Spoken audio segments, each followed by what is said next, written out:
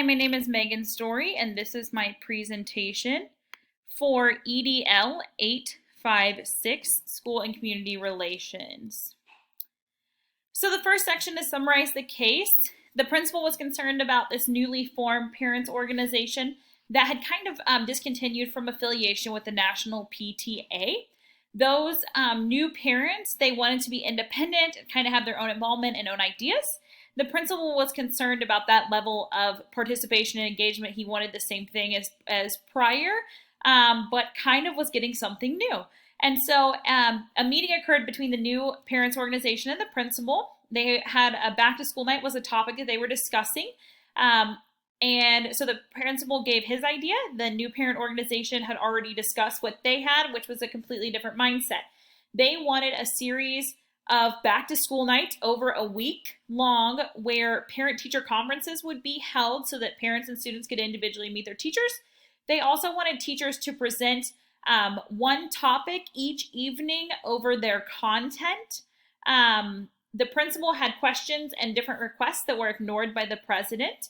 The new parents organization, they also wanted to be so involved that they wanted to make decisions and change policies within the school building. They wanted to be equal partners and decide what was best for their children. The principal was not informed on committee meetings that were occurring prior, so he was taken by surprise during this meeting and was not ready. Essentially, the principal, he would be held accountable for anything that went wrong with the new parent meeting. They would have control that would interfere with the normal operations of a school day. So report any legal or ethical issues.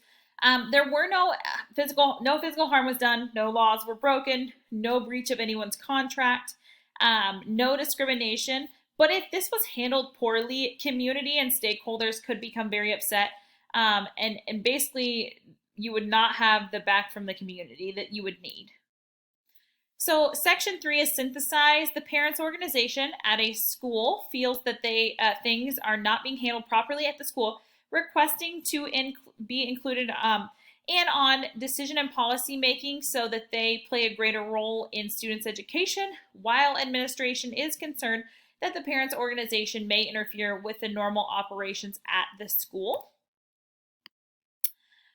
So Section 4, synthesize the facts. So in this part, there are the people, the place, and the program. So the people that are within this role are going to be the principal, who is a male, the new parents organization, the place is an unknown school, and the program is an unknown grade level type of program, etc. So there's a lot of unknowns, but one of the unknowns that I had is how many committee meetings had occurred prior to the meeting with the principal and the new parents organization, and then what are the expectations of the parent organization specifically. Next, we have the Section 5, review and prioritize information. So conflict is damaging to leadership. Essentially, if it's handled poorly, leadership can look very bad. Conflict has the potential to be damaging to stakeholders and the community if middle ground is not reached. There's enough information to make a formative decision how to move forward, but input may be needed from the superintendent or the school board with parents wanting to make decisions and change policies. Especially like in my district, that would not go over well. You essentially give the idea and then it has to be pushed on through administration. So next, we have Section 6, identify your options and consequences. So first consideration, essentially we could take no action, allow parents to organize and see what happens. Second consideration, we could arrange another meeting, listen to the parent concerns, consider what changes and policies need to occur. Draw conclusions about those arrangements, aware parents that teachers are not expected to do more than expected to do more than what is within their contract time. So anything outside of contract time, we would simply have to compensate them for, which most districts are not open to doing that. Then having the back to school night parent teacher conference would kind of be irrelevant at this time just because you don't truly know the kids and know any information going from their prior background knowledge. Then next, try to find a middle ground between what parents want and what would and wouldn't affect the normal operations of your school.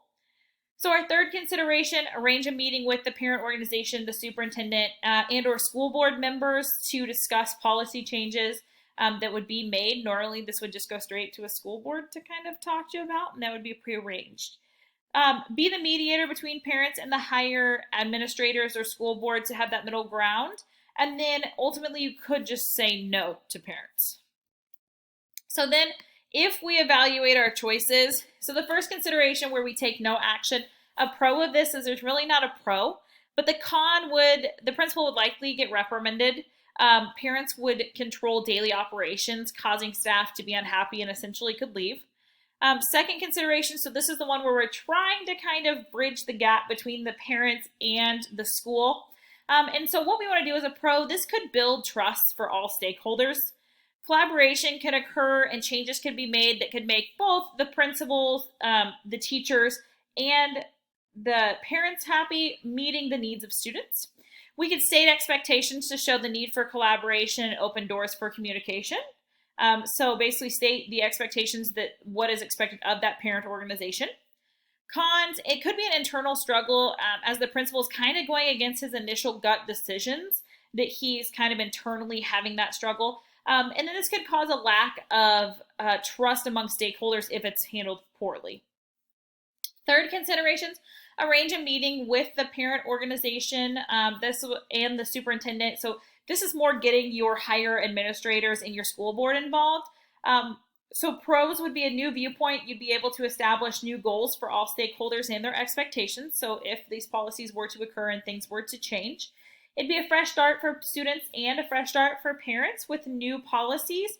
But the cons could be a lack of trust among staff if handled poorly also. So if all of a sudden everything changes and what is normal to staff is changed, that can be a big problem. So section 8, choose the best option. So essentially, I feel like the best option as a principal to implement underneath these circumstances is to try and have a middle ground to take and make decisions that would allow the parents' organization to be happy that you could make within your schools, but not really changing decisions and policies as far as the district goes.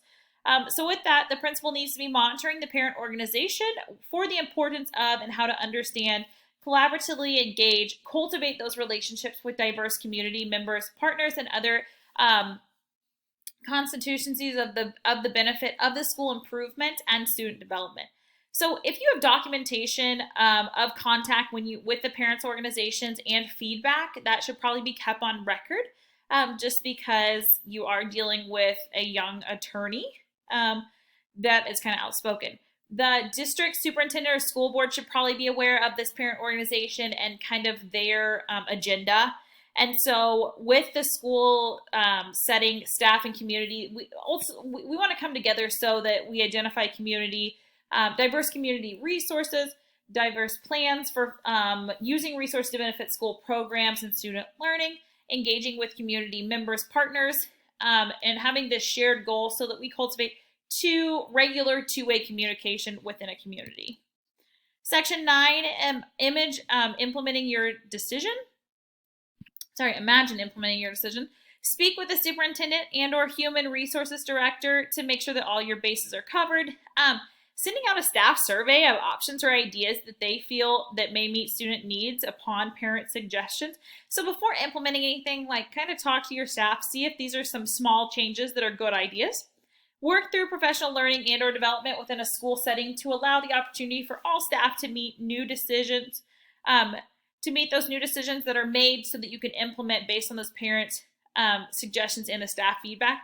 So you want to make sure that you have a professional development to go over those things with new expectations, and then pass on information to superintendents and the school board if changes or suggestions are to be made.